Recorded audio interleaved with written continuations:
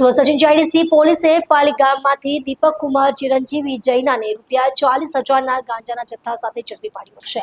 આરોપી ગાંજો ક્યાંથી લાવ્યો અને કોને આપવાનો હતો તે અંગે પોલીસે એનડીપીએસ એક્ટ હેઠળ ગુનો નોંધી વધુ તપાસ શરૂ કરી છે। સચિન જીઆઈડીસી પોલીસ સ્ટાફે ગુપ્ત માહિતીના આધારે એક મહત્વપૂર્ણ કામગીરી કરતા પાલી ગામ વિસ્તારમાંથી ગાંજાની હેરાફેરીમાં સંડોવાયેલી કિસમને ઝડપી પાડ્યો છે। પોલીસે આરોપી પાસેથી ₹40,100ના મૂલ્યનો ગાંજાનો જથ્થો જપ્ત કર્યો છે। આરોપીની ઓળખ દીપક કુમાર ચિરંજીવી જૈના તરીકે થઈ છે।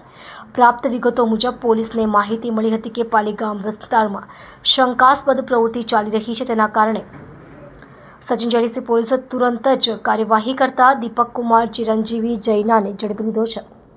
પોલીસે તે પાસે તપાસ કરતા વ્યસની પદાર્થ ગાંજો મળી આવ્યો હતો। હાલમાં આરોપી વિરુદ્ધ એનડીપીએસ અધિનિયમ હેઠળ ગુનો નોંધવામાં આવ્યો છે। આરોપી ગાંજો ક્યાંથી લાવ્યો હતો અને કોને આપવાનો હતો તેના વિશે પૂછપરછ ચાલુ છે। પોલીસે આરોપીને રિમાન્ડ પર લઈ વધુ તપાસ હાથ ધરી છે।